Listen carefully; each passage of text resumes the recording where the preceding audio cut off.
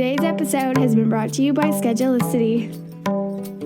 And also by the Conscious Marketing for Yoga Teachers Workshop with Tristan Katz. This is coming up very soon, Connected Yoga Teachers, on September the 9th if you want to attend live. But don't worry, if you're listening after the live, there is an on-demand replay ready for you. To find out more or to register, go to theconnectedyogateacher.com and look under trainings and events. Hello and welcome to the Connected Yoga Teacher podcast. I'm your host, Shannon Crow. I use she, her pronouns. And a very random fact, I once brought a turtle home. Now, I should clarify, I brought a lot of creatures home. But I really remember this time when I brought a turtle that was too large to fit in my aquarium. So I had an aquarium in my room at all times because what if you want to bring home tadpoles or all kinds of critters? Oh my gosh, my parents and those poor critters. I brought home this huge painted turtle and I put him in the aquarium. And when I woke up in the morning, he was gone. And I don't really remember what I did then, if I was even worried. I don't remember being worried. I just heard my dad say in his very Eric booming voice, "Shannon." And when I went to find him, his housecoat was slowly creeping across the floor. I'd found my turtle, and he was like, "That thing belongs outside." Oh my gosh. So that's my random story. I wonder if you also collected random creatures, critters, bugs as a child. I really enjoyed doing this. Now, present day, I'm a mom of three, a yoga teacher, podcaster, and founder of Pelvic Health Professionals. And this podcast was created for you so that each and every week you are connected to the information and inspiration that is going to support you as you build this very unique yoga business. And I'm really excited that you're here for this conversation. So this is step 3 in our 5 steps to effective content miniseries. This is where to go anytime you're like, oh my goodness, what do I write in this email or in this social media post? Or how can I get more yoga students or more people to sign up for my yoga teacher training? Return to these 5 action steps. They are meant to be repeated. I use them all the time. I feel like they help me anytime I want to invite people to an offering I've created, but also in the in-between times when I'm trying to nurture that audience and connect with people, I also use this process. Now, if you've been following along, you'll know that I've said in our previous 2 steps, there's an action step each and every step along the way. And that's really the most important thing. Don't plan to do this action step perfectly. Just do the step in whatever way you can today, or plan to take the step. Put it on your calendar. This is how we get results no matter what we do. So to recap, in case you missed step 1 and step 2, which you can go back and find right away, you could pause this right now and start at step 1 if you want. But just to give a recap for those of you who have been following along, or if you're brand new here, step 1 was about the when. When can you make time in your week, in your day, to create content? And we were just choosing the time and day. We didn't actually sit down to start creating the content. Step 2, last week we covered your big why. What do you want to gain with this content? And then also, what is the result for the people who are signing up for your offerings? And today is one of my favorite questions. It's, where do we share our content? And today we're going to just choose one platform for right now, one channel, one place to share content. Although I know that there are so many, and we're going to talk about the list, and I'll have a list ready for you so that you can take a look at it and decide. And that's really the tough spot of this step, is to decide what is the best place. What is the most effective place for me to share my content so that people see it, are interested, feel connected to it, and sign up if it's a good fit. And in the next 2 podcast episodes, we are going to be covering step 4, how you're going to deliver your content, and step 5, how we can create a plan to share, schedule, and repurpose that content that you worked so hard on. So like I said, I hear this question all the time. Where do I post? What is better, Facebook or Instagram, LinkedIn or email? You can take any channel out there and compare them, but there are 2 questions that will help you to define the answer. So the very first question is, what's the platform that you're comfortable with? Where do you like to hang out? And I don't want you to just think about social media. Do you read the newspaper every single day? Is the newspaper, I'm kind of laughing because I don't have many people choose the newspaper. But if your yoga students are reading the newspaper every single day, this might be the place to share your content.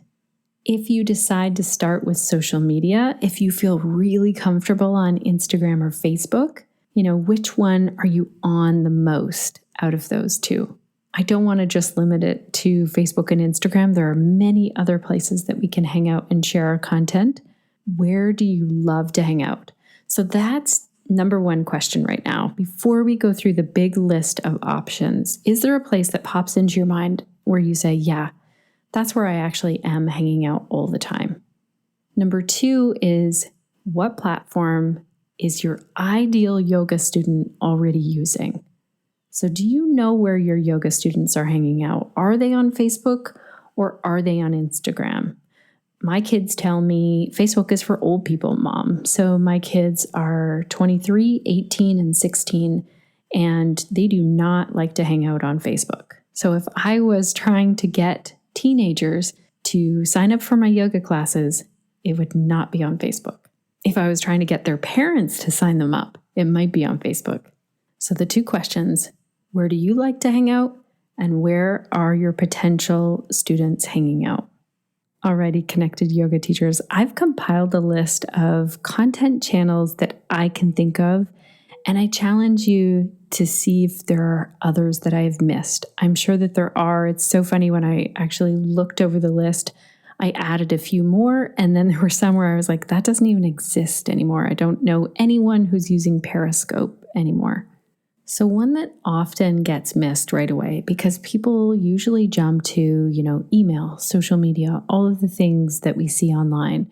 One that gets missed so often is networking. And we did a great podcast episode a while back with Natalie Ekdahl, episode 177, all about how to network if you want more inspiration around this.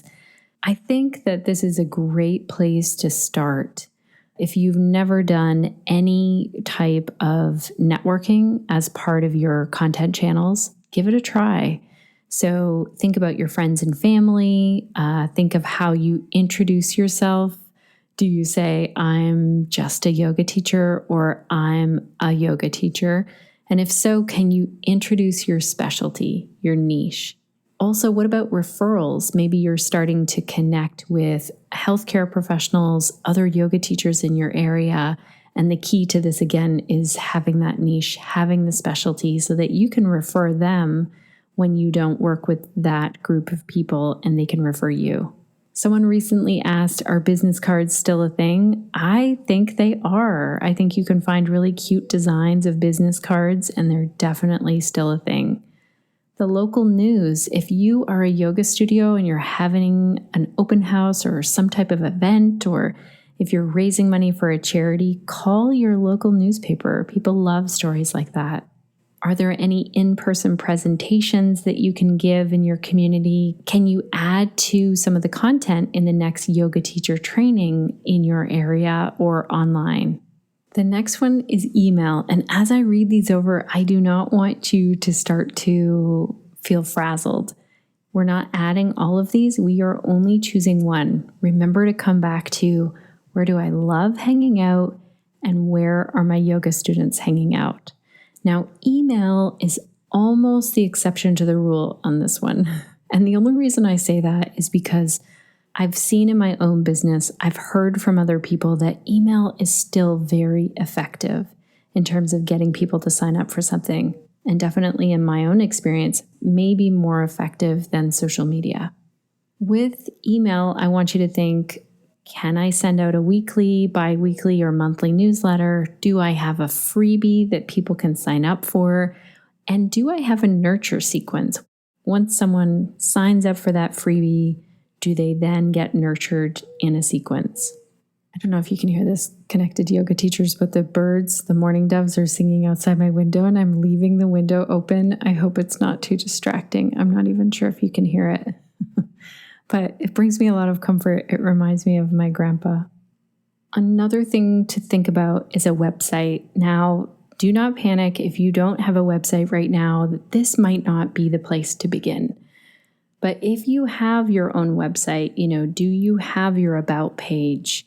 Do you have your homepage? Is there a way that people can sign up for things? And if you have all of those in place, you might start to think about writing articles and really focus on the questions that people are already asking you. You might also think about how you can be a featured guest on other people's websites. Next is social media, and this is usually where people jump to right away when they think about sharing content online. I would not say, start here unless you feel like you need to really work that muscle and you've never created content before. Then this might be an easy place to start. You could be on Facebook, Instagram, TikTok, Snapchat, LinkedIn, Clubhouse. I was hearing about Green Room. Where are you really comfortable? Where do you love to hang out if you choose social media? And where are your yoga students? And a few others that often also get missed or get lumped into other things. For example, search engines, Google Ads, YouTube, and Pinterest. These often get lumped into, especially YouTube and Pinterest, get lumped into the social media side of things, and I understand why. But I also want to highlight that these are also searchable. And then two more. Have you thought about writing a book? Maybe an ebook, maybe a print book? Or have you thought of being a guest on or starting your own podcast? Like I said, this list might just feel overwhelming all of a sudden. And if it does, take a break, take a walk, have a little dance break, shake it off, roll around on the floor, do whatever it is where you're like, oh my gosh, I want to get out of this. I want to kind of release this for a moment. Remember, we are only choosing one thing. That one thing is going to make all the difference now when we put our focus there. And you can add on something when you come back to do this same process. You might already have the process in place and decide, okay, now I'm going to add one more thing. But for today, we're going to choose one platform. And next week, we're going to talk about the delivery method and what you're sharing on that platform. For today, all you're choosing is where you want to share content.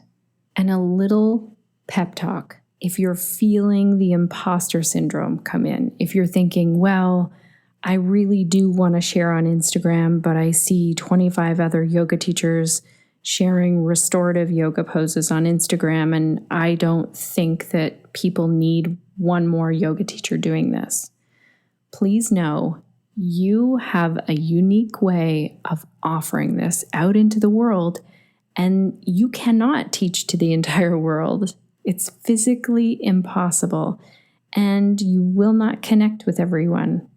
Shout out to Nick, who sent me this amazing message this week. Nick, I have not had a chance to send you a reply. Nick said that she saw a t-shirt or a meme or something that said, you cannot be everyone's cup of tea, especially if you're coffee. And thank goodness for that. We really find the yoga teachers that we connect with. And there are also yoga teachers out in the world who we don't connect with, but others really do. So please do not talk yourself out of a platform, a content channel, when you feel those feelings of self-doubt come up. So I'll make sure that this whole entire list is in the show notes ready for you. Like I said, feel free to add to it. and really sit with the question, where do I like to hang out right now? And where do my yoga students like to hang out right now? And if you have a content plan already in place and you're already sending out an email and posting on Facebook and posting on Instagram, take a look at it. Take a look with the first 2 steps of this. Did you do those steps? Is there some way to kind of refine those? And then let's combine them together now. So very first step is the when. When you are creating this content, you created this commitment, and you might write all of this down. So it might sound something like this. I am going to create content every Monday morning from 9 a.m. to 10 a.m., starting September, whatever. And then add in your big why. My big why is to get 15 students to sign up for this offering, and the difference it will make for them is this. And then add in, I am going to share content on this platform. As you get a piece of paper and a pen ready right now, I'm going to share some thank yous, and then I'll be here at the end to recap the action step for today. Thank you to our entire team over here, Suzanne, Crunch, Sinead, Erica. Also, thank you, dear listener. You're here all the way to step 3, all the way near the end of today's episode, and you are ready to take action. And I am so excited about that. Thank you also to the team over at Schedulicity. Let's hear from them and hear the hot tip of the week. Hey there, connected yoga teachers. This is Blake with the Schedulicity Hot Tip of the Week. If you don't have a website, your Schedulicity account includes a business listing page where you can show off your services, classes, workshops, and business information. You can choose when you're ready to make your business listing public, so it will stay hidden while you're still getting set up. You can control whether or not your clients are allowed to book their appointments online, and you'll appear in Schedulicity's search results when your listing is public. If you already have your own website, you can copy and paste the code for our booking widget and allow your clients to book online without navigating away from your page. Having a strong internet presence helps take your business to the next level. Thank you so much, Team Schedulicity. Okay, connected yoga teachers. Let's come back to our action step today. We are going to choose only one content channel, platform, place that we want to show up and connect with people. And we are asking ourselves 2 questions about this. Where do I like to hang out? And where are my students hanging out? And once you have chosen this channel, you should have the answers as well from step 1 and step 2. That's when are you going to create content? Notice I'm not saying when are you going to post content or how often is it going to go out. I just want you to set the time when you can create content, and that will determine how often you post. You'll get in this groove and you'll see what fits. It will come. You don't have to set that right now. And the other thing I want you to think about is the big why. What is your goal for your business or your life? Why are you creating this content? And what type of a difference or impact? What's the why for the people who are taking this thing from you? What type of impact is it going to make out into the world? I would love to hear from you on this, connected yoga teachers. You can tag me in a social media post. You can post in our Connected Yoga Teacher Facebook group. Tell us how this is going. Tell us what questions you have. And also, I want to know what you will be doing this week to stay connected to yourself, your yoga practice, and to your community so that you can share the yoga that lights you up.